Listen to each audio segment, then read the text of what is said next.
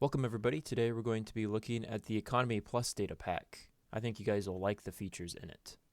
So the first thing you may notice is you have a $0 at the bottom of your inventory, and that's your balance. You can actually disable that by doing trigger settings, and you can just turn that off. I'm going to leave it on. It'll fade out in just a second, but I'm going to leave it on just so we can see it. And also in the settings menu, we also have a book command if you want to run these different commands. Let's start by looking at the different admin settings. If I run function admin settings, it pulls up a nice menu. And that's what's really cool about this data pack, is that there's lots of menus that make navigating the different settings very easy. So we've got the shop and bank signs. I'm going to go ahead and grab a oak sign for both of those. And then also the bank sign. I'll grab an oak one. I'll show these later. Then if we get the floating text, there isn't a warning in it right now, but I think in a future version these will be fixed. And then in the other, there's trading currency. So there's a gold coin and silver coin with special NBT that you can use for trading currencies. There's also a list players balance. So this is for all of the online players. There's a debug function that will you can run for helping figure things out, and there's also a Discord. And then there's also the uninstall button. So first of all, let's place our floaters. If we float away from that menu, it disappears. And a good place for spawn would probably be about right here. So all we do is we place a spawn floater, and it's really cool because it shows the time of day. I think the bank would be good over here. Yeah. So what's cool is you can place these wherever you want them to be, and you can also move them. So let's say I didn't want the shop to be here. I can use the floater remover, and that will just kill it. It fades away after just a second. So if we fly over, maybe we wanted it in here instead, we could do a shop in here. You can only have one shop location and only one of the other locations, but you can set up shops wherever you want. So maybe I want the auction to be way over here. So now we have an auction in this little tent area. These floaters allow you to travel to them if you have the EconomyPlus Travel plugin, which is just teleport links. So let's move back to the shop building, where we can see the main feature of this data pack, and that's shops that are the server shops. So let's say, let me remove those from my inventory. Let's say I have diamonds and also maybe iron. So maybe you want the players to buy diamonds, and you can set the amounts. So maybe 4 diamonds, and you can set the price. So 4 diamonds for $100, that's probably not too bad. And if they have iron, they can sell iron for money as well. So maybe 4 iron for $20. So now if I right click this, I earn money. And it also takes away iron, as you see in my hotbar down here. Now since I have a little bit of money, I can buy some diamonds. And I just bought 8 diamonds, and now I'm poor again. So these shops are very useful for server owners that want to make something like a standardized set of goods. You may have noticed when I was setting up the shops, though, that there's the normal here. And what's cool is that we have 3 different styles. We've got max use and then dynamic. So max use allows you, if I set up basically the same thing, but maybe only 2, and there's also a reset time. So if I set it to 3 minutes, and I'll set it to 10, it's a very cheap diamond to buy, but it only has 2 in stock, and I also don't have any money. So now we're going to set up a dynamic shop, which I think dynamic shops are the coolest in terms of setting up an economy for your world. So maybe you want to sell 1 iron ingot that changes in price by 10%, and it takes an hour to reset. And then we set the price to 1,000. So this price that you get back from selling to the shop will slowly diminish. And if it's a buy shop, it'll slowly increase by the set percent that you set. So here we've got 1,000. I buy it once, and we see it just went down 10%. And then we've got this timer for when this max value resets. So if we keep selling, it'll keep going down, and we make a lot of money, but the more we sell, I'll duplicate some iron, the less we get. So maybe early in the morning, you can sell and get a lot of really good deals, but later, by the time you sell almost a stack, it's down to 1. And you can set the percentage from 1% to anywhere above that.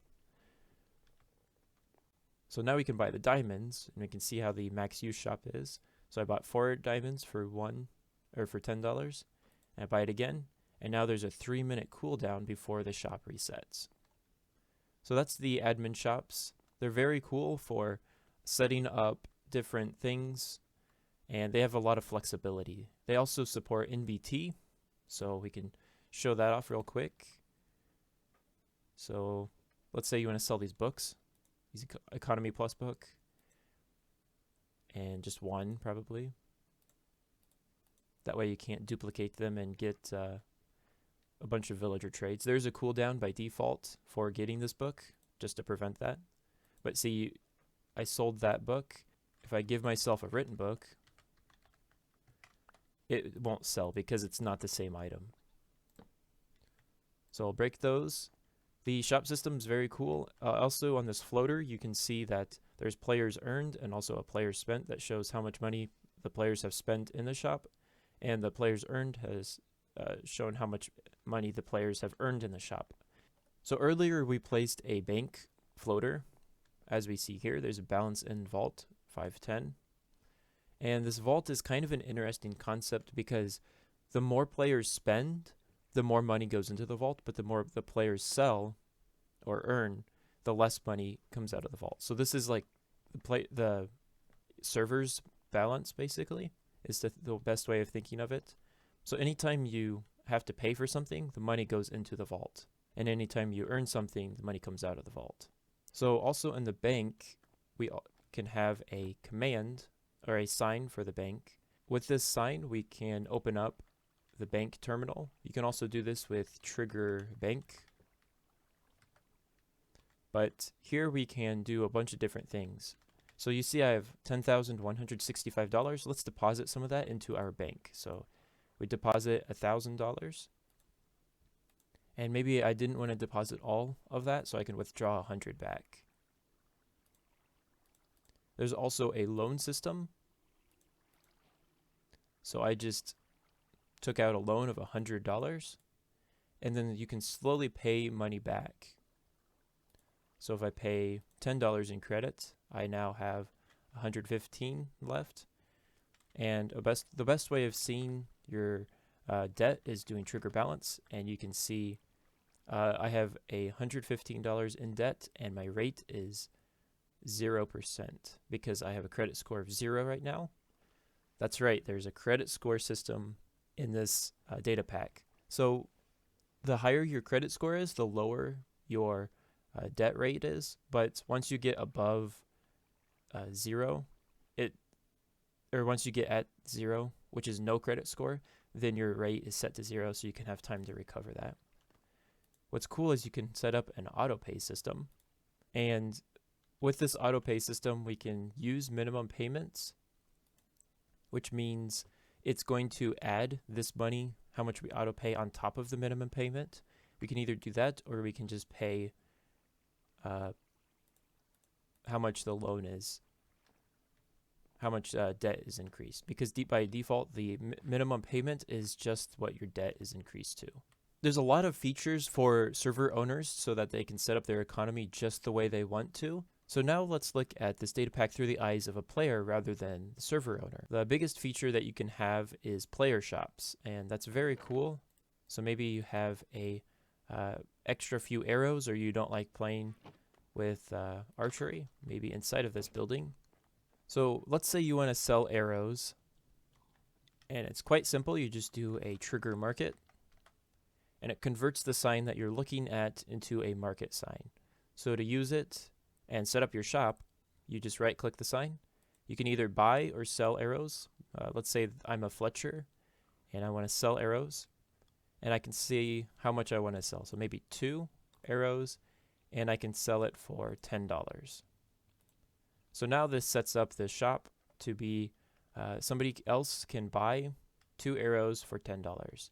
Right now it says out of stock, and if I break this block here, which I'll just do a set block air, keep in mind that the signs are protected with mining fatigue. So any sign in the entire data pack should be mostly grief proof. But let's say you wanted to stock this shop up. So you just click the sign and then you click stock, and you can see 2 arrows are removed from my inventory and they're added to the shop. So now there is a stock of 9 units. So 9 times 2 is 18. That's how much we started with. Maybe you overstocked it and you want a couple arrows for yourself. So you can also unstock it here, and that will remove some of the stock and put it in your inventory. If there's money in the shop from another player, you can click collect, and that will take the money out of the shop. And then finally, if you think you're done with the shop and it's just not making money, or you want to change your prices, you can do a reset, and then that spawns this item. And all you have to do is walk on front of it, and you get your money minus the fee and also all of your items back. And then you're given this sign back too. So you can just run trigger market again.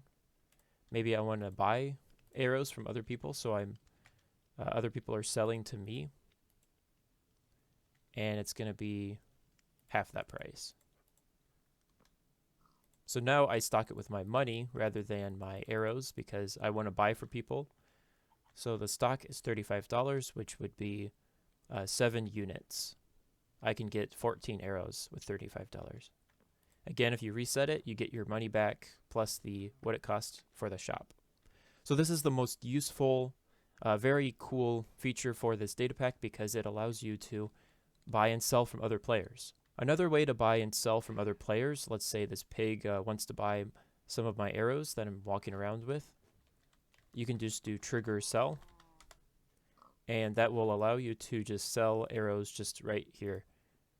And then if the pig, maybe the pig's not interested and the cow is, the cow can just do trigger buy, and that will buy the nearest item from the pig or from the player that runs trigger buy. And if you walk away from it, your items are returned because maybe no one was interested. Ooh, an egg. Maybe you have a debt to pay with a player. Maybe you agreed to pay him $100. Maybe I agreed to pay this player $100 because he gave me this pickaxe earlier.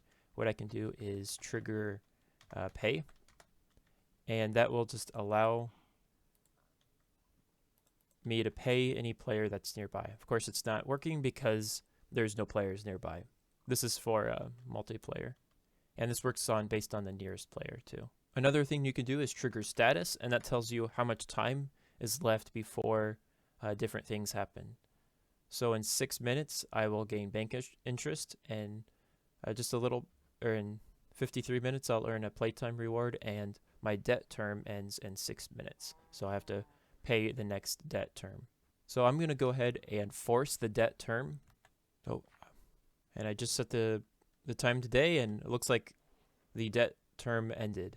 So once that happens, it gives you a message that says AutoPay has paid $9. That was due in 60 minutes. So that was the minimum payment. And then also an additional $10 towards your debt. So if you set any amount above the minimum payment, you will be making progress. And also if I do a trigger status, we will see, trigger balance, sorry. We will see my credit score actually went up. And now I'm gaining interest on my debt, which is bad, but it's not unmanageable. So you may remember earlier, we placed the auction floater in this area. We come over here. So let's say we want to sell this egg. We think it's very valuable. So we place the item in here, and then we can sell it. Maybe we think it's worth $200. So we can see the auction floater, and ideally you build like a glass case around this to make it look real fancy. But we have a message that somebody has started an auction and then a cooldown at the top. This shows for all players because it's a very important event sometimes. What players can do is trigger bid, and they set their value. So if they want to bid 300, they can. Of course I can't because this is my auction. You can't bid on your own auction. There's a safety to prevent that. And if nobody buys it, it's returned to you. I don't like this egg. Oh. I mean, I did say it was a valuable egg. There's a lot of features in this data pack. I think for server owners, it's super useful, as well as other data pack creators. They can plug into this. We've created support for plugins that's very versatile. We've got lots of features that data pack creators can make, and having the foundations that this data pack already has is going to boost other data packs working along with it. So if you like this data pack, let me know. There's the download in the description, and let me know if you find a good use for this data pack. Thanks for watching, and as always, have a great day.